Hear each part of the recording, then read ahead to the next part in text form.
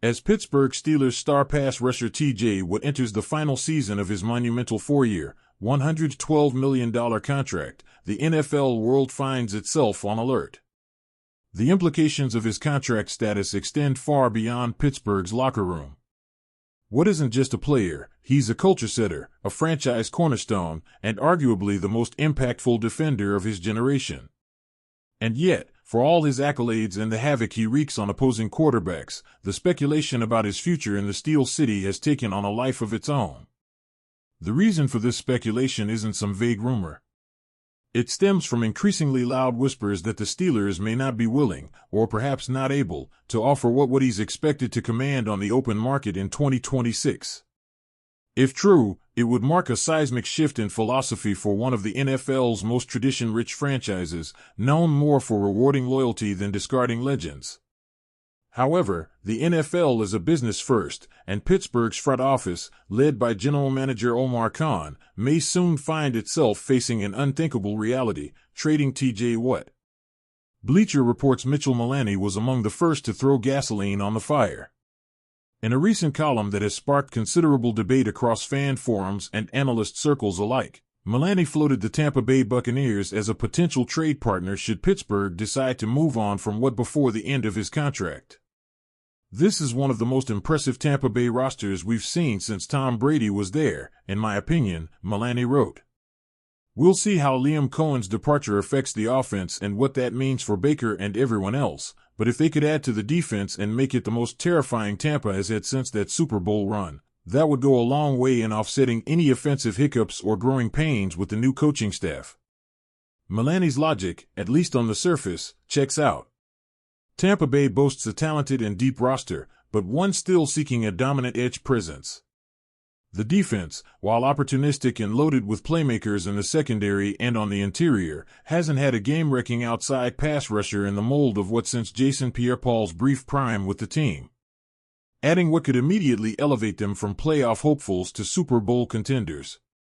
From a schematic standpoint, Watt would slot perfectly into the Bucs' 3-4 base under defensive coordinator Casey Rogers. His versatility allows him to line up as both a stand-up edge rusher and a down lineman in hybrid packages, and his ability to diagnose plays before the snap is second to none. More than just a pass rusher, Watt is an intelligent, instinctive player whose knack for creating turnovers, batting down passes, and reading screens makes him a complete defensive weapon. But while Malani's idea might seem like a dream for Tampa Bay, it becomes a logistical and philosophical nightmare for Pittsburgh. Watt is not just another All-Pro, he's the beating heart of a defense that still ranks among the league's best in several key categories. His presence alone elevates everyone around him, including fellow stars like Cameron Hayward, Minkah Fitzpatrick, and Alex Highsmith. To trade what would be to admit a rebuild is on the horizon, something the Steelers' leadership has been hesitant to embrace. Yet, that rebuild may be forced upon them.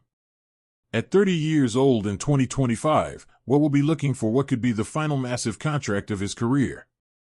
Current projections suggest he could command upwards of $35 to $40 million annually, especially in a league where the salary cap continues to balloon and elite defensive talent is increasingly rare.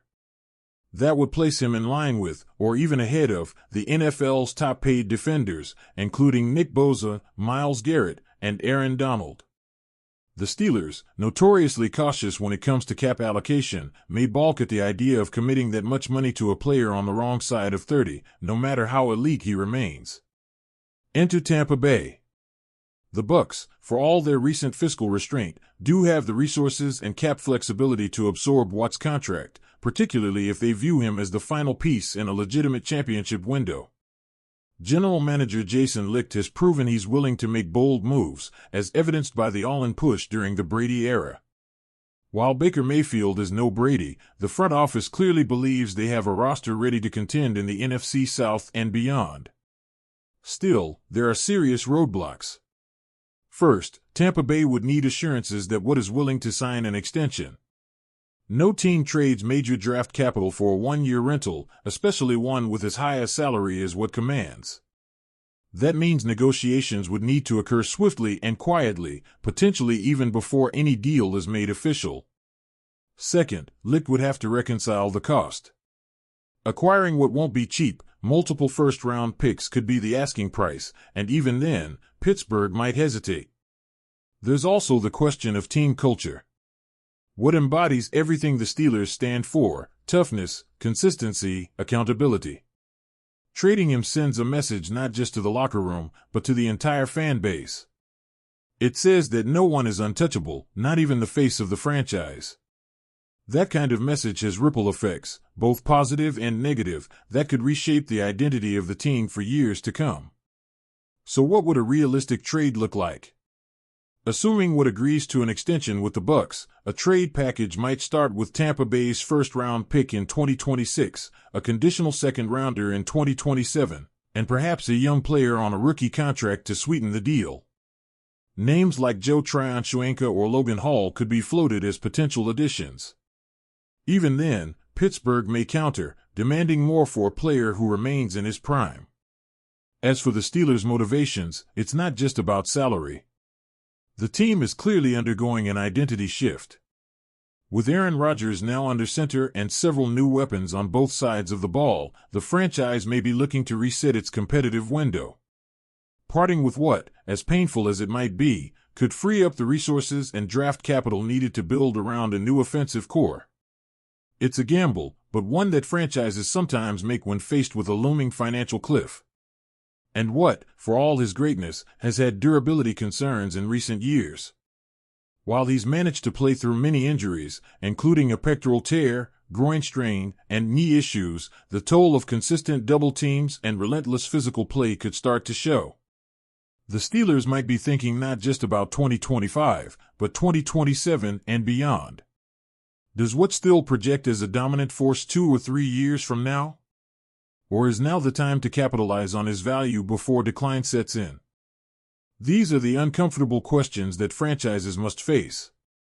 And while the fans may clamor to keep their defensive superhero, the reality is that NFL teams are always playing the long game. If Wood is traded, it won't be because of emotion, it'll be because Khan and head coach Mike Tomlin believe it's what's best for the long-term future of the organization. Of course, all this remains hypothetical, for now. Wood has not requested a trade. The Steelers haven't placed him on the block. And Tampa Bay has not made a public overture. But the pieces are all there. If negotiations break down in Pittsburgh and Tampa Bay views 2025 as a make-or-break season, the stars could align. And if that happens, don't be surprised if one of the biggest trades in recent NFL history unfolds before our eyes. Until then, the speculation will continue. Every snap Wood takes in black and gold will be scrutinized.